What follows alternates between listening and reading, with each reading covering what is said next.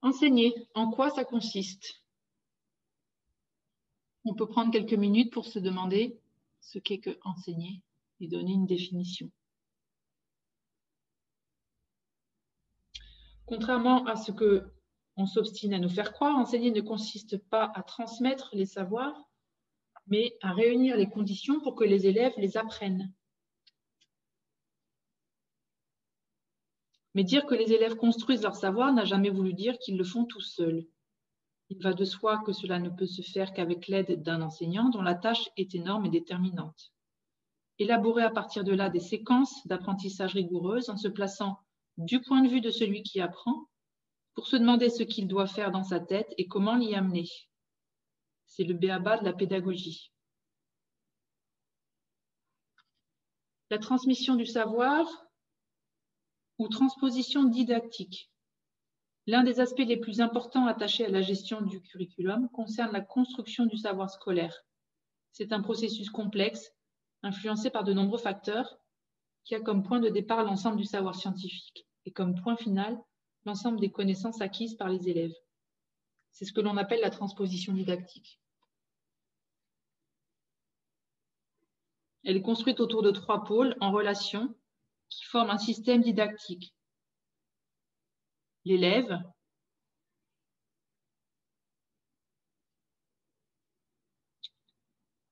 l'enseignant et le savoir.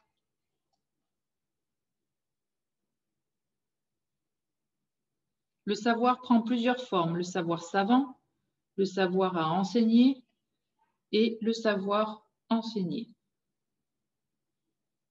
Le savoir savant correspond au savoir scientifique. Il subit des transformations nommées qui en font un savoir à enseigner, c'est-à-dire un savoir destiné à l'enseignement. Celui-ci est à son tour modifié par l'enseignant dans le cadre du processus d'enseignement, ce qui le transforme en savoir enseigné.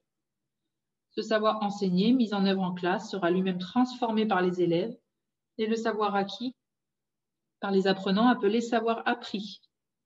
Ce dernier processus de transformation est l'apprentissage.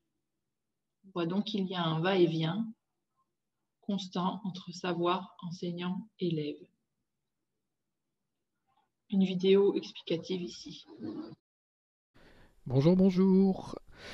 Je m'appelle Laurent, je suis futur formateur en e-commerce et aujourd'hui je vais vous présenter mon deuxième tuto sur la théorie du triangle pédagogique de Jean Housset. Triangle qui vous sera indispensable à comprendre et à mettre en place dans votre parcours de formateur. Jean Housset est né en 1947. Il est professeur en sciences et en éducation. C'est lui qui a formalisé le fameux triangle pédagogique que nous allons étudier ensemble. Pour commencer, le triangle représente l'espace pédagogique. Jean Housset définit tout acte pédagogique comme l'espace entre les 3 sommets du triangle.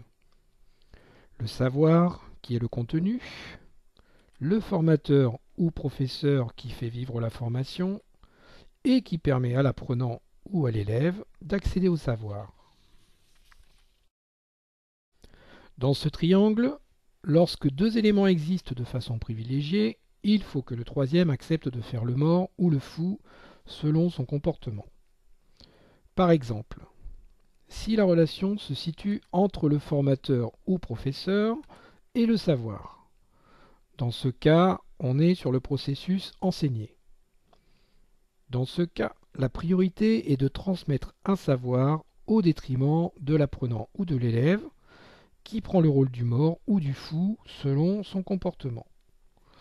Faire le mort veut dire être absent du processus ou éventuellement quitter le cours en cas extrême. Faire le fou, par contre, veut dire faire le rebelle ou perturber le cours. Si la relation se situe entre le formateur ou professeur et l'apprenant ou l'élève, dans ce cas, on est sous le processus formé. Alors, le savoir se retrouve à faire le mort, c'est-à-dire qu'il se retrouve en arrière-plan. Enfin, lorsque la relation privilégiée se situe entre l'apprenant où l'élève et le savoir. On est sur le processus apprendre, c'est-à-dire dans une situation constructive où l'apprenant est l'acteur de ses apprentissages. Dans ce cas, c'est le formateur ou le professeur qui va prendre le rôle de mort. S'il vient perturber le rôle de l'apprenant dans sa construction du savoir, alors il deviendra le fou. L'intérêt de cette théorie, c'est de comprendre comment se construit un acte pédagogique en retenant qu'il ne peut y avoir que deux éléments principaux en jeu à la fois. Évidemment, le processus à privilégier est celui d'apprendre. Néanmoins, il nécessite le recours aux deux autres processus. Il y a donc nécessairement des changements de processus au cours d'une séance de formation. Le triangle de Housset est un peu comme un écosystème qui fonctionne grâce aux interactions entre ces trois éléments. La difficulté du formateur, c'est de trouver le bon équilibre à l'intérieur de chaque processus, mais aussi entre les processus entre eux. Voilà, chers amis, j'espère que mon tuto vous a éclairé et que le triangle de Housset n'a plus aucun mystère pour vous. Je vous souhaite une bonne journée et vous dis à bientôt.